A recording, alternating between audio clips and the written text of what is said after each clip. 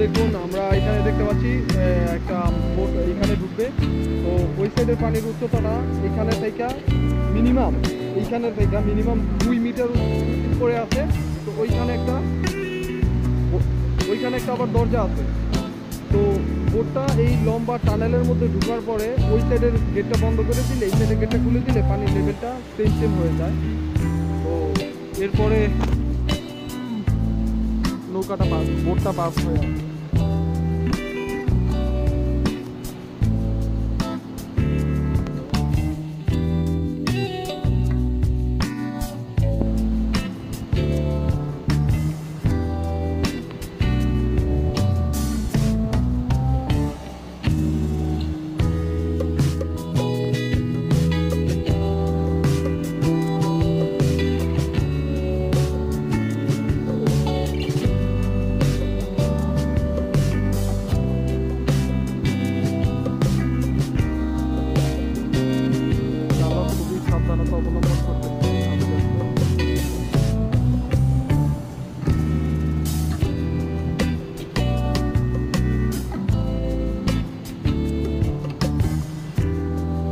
Mobile যদি এখন choose করে পড়ে যায় পানি,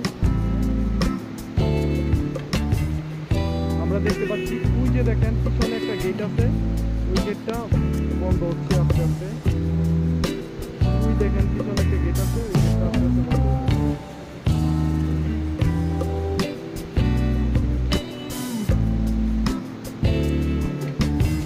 এই গেটটা বন্ধ হলে এই গেটটা আস্তে আস্তে খুলে দেওয়া হবে।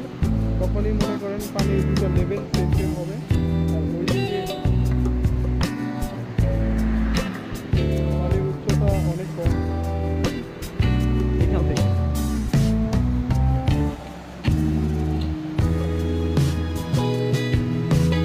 দরজাটা প্রায় বন্ধ হয়ে গেছে, এখন আস্তে আস্তে এটা ছেড়ে দেওয়া হবে। দেখুন এটা খুলে দেওয়া হলো। পানির উচ্চতা অনেক বেড়ে গেছে সেকেন্ডের মতো।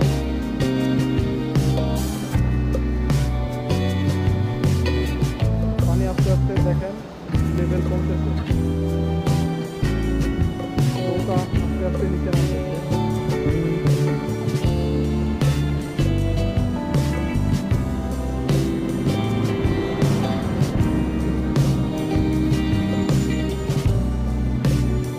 দেখেন নৌকা আস্তে আস্তে অনেক নিচে নামতেছে, গুরু করে নিচে নামতেছে।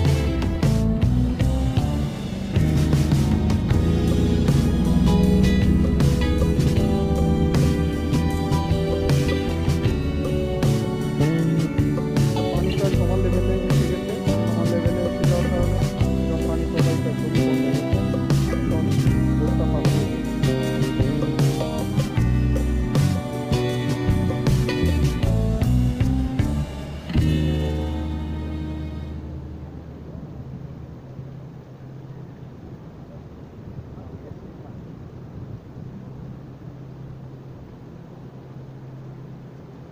দেখেন গেটটা এখন খুলতেছে, তো এখন নৌকাটা পাস হবে। ওই যে ওইখানে গেটটা বন্ধ, এখানে গেটটা খুলতেছে।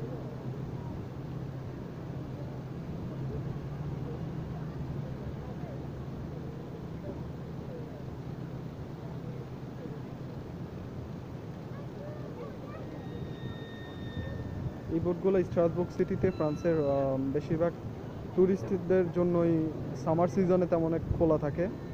তো শীতের মৌসুমে দেখা যায় না তেমন একটা। এই যে বোটটা আস্তে আস্তে এখন পাস করতেছে, গেটটা পুরোপুরি খুলে গেছে, বোটটা এখন পাস করবে। সাখত ভাই, সুন্দরী মেয়েটার দিকে তাকায় আছেন, এটা কিন্তু ঠিক না, বুঝছেন? একটা তো সুন্দরী মেয়ে না, আমি সব সুন্দরী না। বিয়ে করার লেগে কইলে তো একটার জায়গায় 4টা করে করবে। ঠিক আছে, ওই যে ওইখানে দেখেন ওইখানে গেটটা বন্ধ, তো এই দিক দিয়ে বোটটা পাস হইতেছে। চালক খুবই সতর্কতা অবলম্বন করতেছে, ঠিক আছে, বিকজ এক সাইড থেকে আরেক সাইডে এখনো বাড়ি টাড়ি খাচ্ছে না।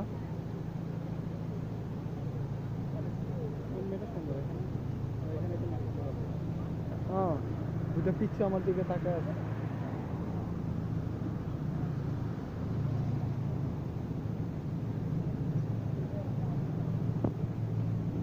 ঠিক আছে, এদিকে পাস করলো।